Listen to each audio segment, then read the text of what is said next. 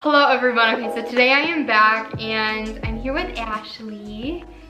Why did I do that? She's a channel as well, so I'll post that below. We also filmed a video over on her channel, so I'll post that below or like up here or like somewhere down below. So today I thought it would be good if we filmed a video about some advice for college freshmen. We wrote down 8 different tips and advice that we would give to you as college freshmen. So yeah, we're gonna go through this today. One by one, give you the deets, give you the experience.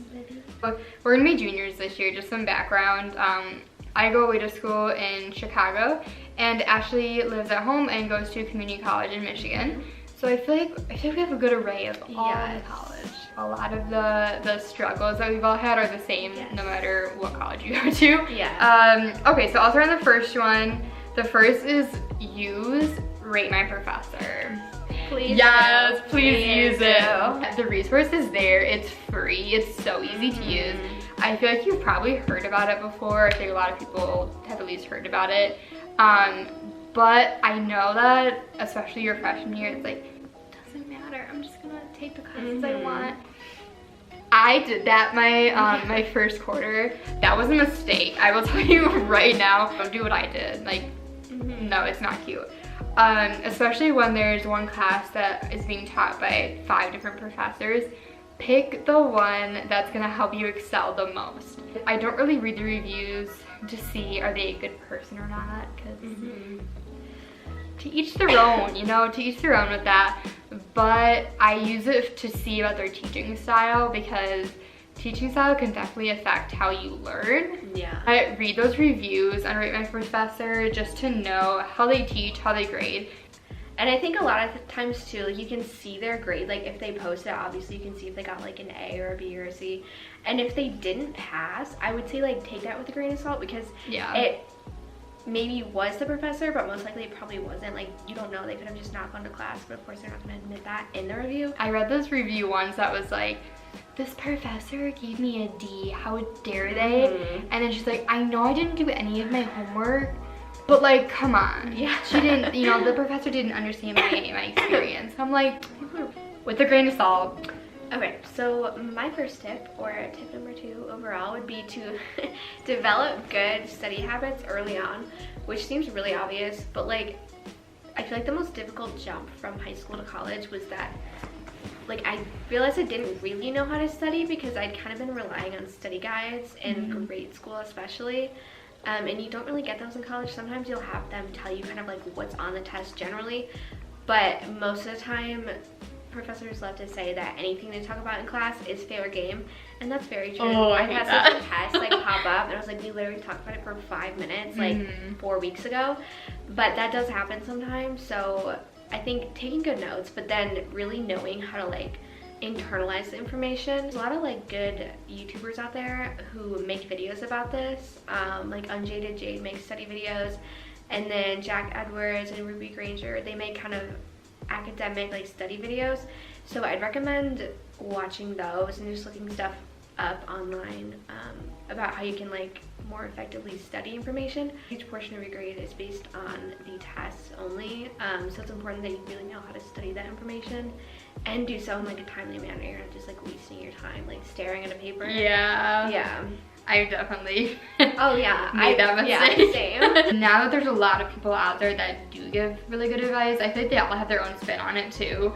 So watch all of them and see which one fits for you. But that can definitely change your whole college experience if you know how to study. So the number 3 tip is to take tougher classes in the fall.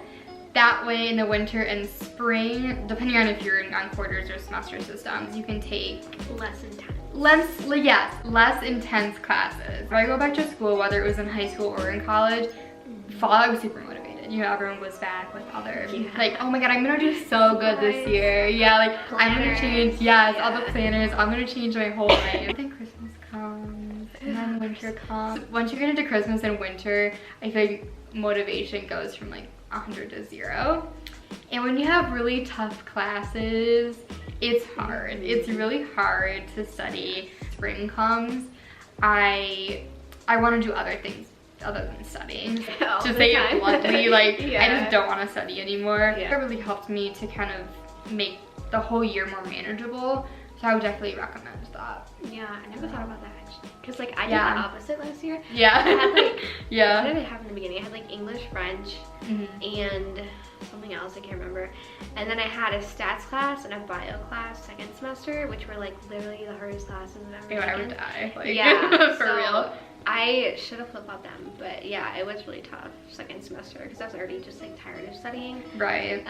So the fourth tip, which is also very obvious, like please go to class. Oh my god, yeah. Please. I feel like a lot of people don't take college very seriously when they first get there, especially it's like the first times ever that you've had the freedom to be like, hey, I don't want to go, I'm not gonna go. And a lot of professors I found don't like take attendance, so you either show up or you don't. They don't care, it doesn't make a difference to them, they still get paid.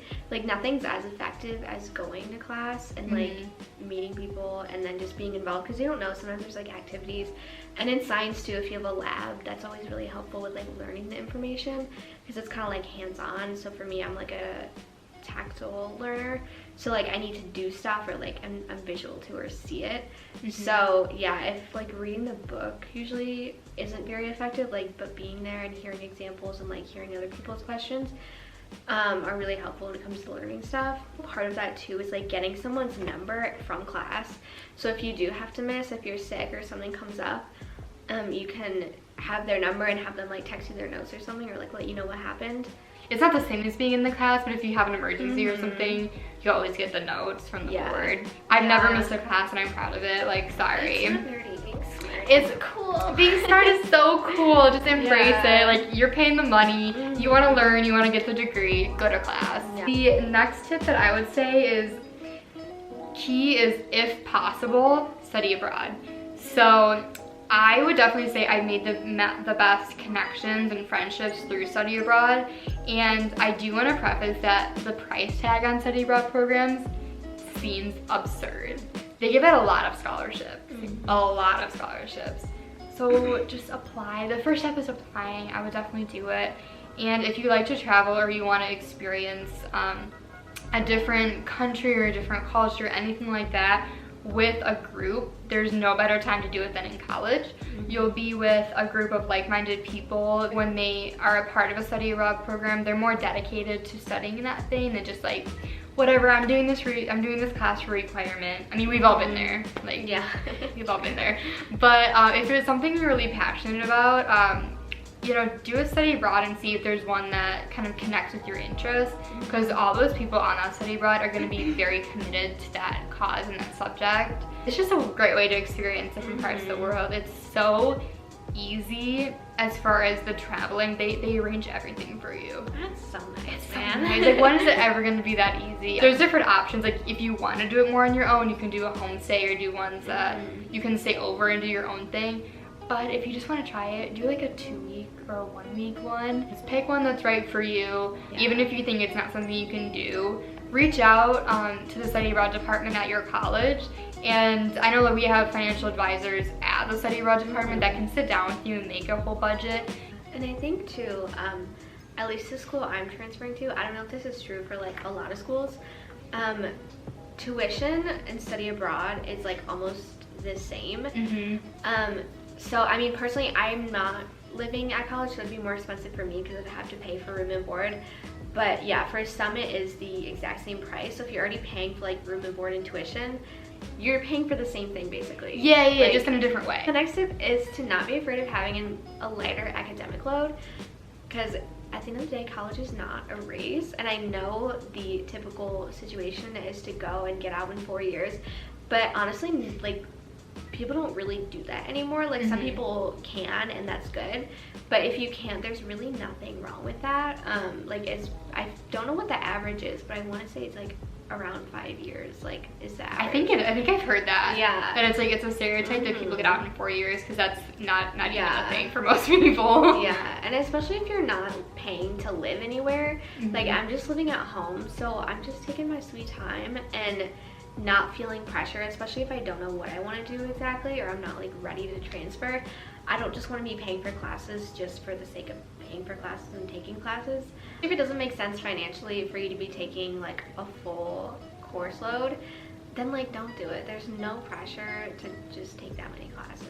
Right. For the heck of it, because it's like it's expensive. It Yeah. adds up, so. If you're not sure what you want to do, try a class here and there to kind of see what your interests are. Definitely do that, but don't take classes like that all the way for 3 years, and then you get to your senior year and you're like, Yeah. whoa, I just spent all that money. Yeah, like, well, why did I do that? That's not even gonna help me. Like, don't be afraid to change Yeah. your major either, because like very rarely do people go into college having the same major and like that they came out with.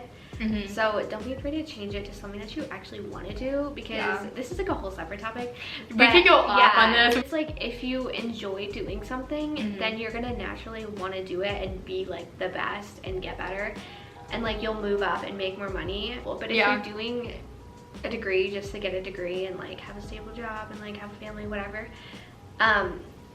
I mean, there's not going to be as much motivation to move up because you're not doing something that you want to do. You want to look back and make sure that you were doing something that you're passionate about. Like, as cheesy as it sounds, okay, we were on a roll and the phone just rang and I literally wanted to kill someone. But even a good no, call. it was toll free. It wasn't even a Nobody. juicy call. It was just toll free. Our next tip is to embrace the adjustment period. So basically, I know that my freshman year, I wanted to feel fully comfortable within my first week, and that's not realistic. I didn't feel fully comfortable in Chicago until my sophomore year. I think more and more throughout the quarters I felt more comfortable because I knew my way. First, I knew my way around the campus, and then I knew my way around the city a little bit more, and then I felt more comfortable. But it takes time. Same with friendships as well. It takes time to form those super close friendships. I didn't really do that until sophomore year at school, so just, you're not alone. It took me a long time too. I said it's uncomfortable for a little bit. You will get used to it. Like, I have a hard time adjusting to anything new, and I always cry. Like, that's my response to everything. I just like cry, just let it out. But then like letting yourself feel that too is important. Like letting yourself feel nervous and not feeling like you have to have it all together. Because, like, nobody does. Right, no one does. Moral of the story, everyone's kind of in that adjustment period all the time. So the last tip is to meet with your academic advisor. At my school, we're not like forced to meet with them. I know for a lot of schools you kind of have to, but yeah, we didn't have to, so I just didn't because I was nervous. I just didn't. I just like, I thought I knew what I was doing. Yeah. I was like, oh yeah, like I know what's happening, and I didn't. So, and like my plans changed too, so like that was part of the reason why, but it ended up leaving me a little bit behind where I wanted to be. It's good to have that like neutral party to help you figure stuff out, even with like career things. The lady I meet with helps me kind of figure out like what I want and what I don't want in a career. And if you go to like the same person too, they kind of get to know your situation, so you don't have to like review things constantly. So it starts to get more comfortable the more you meet with them. So those are all of our tips for today, and I hope they helped. I mean, yeah, I hope so. I think they did. We filmed another video on Ashley's channel, so I will link that. I don't know where it is. Somewhere on the screen. And I'll link it below as well. We talked about the differences between going to community college and then going away to college. For today, thank you so much for watching, and you can like and subscribe below. Please do. More videos are coming soon, so I'm super excited. Yeah, good videos. Yay. Ooh. I would subscribe. Oh my god. I will link Ashley's channel below as well, so go check that out, and I'll see you guys later. Bye.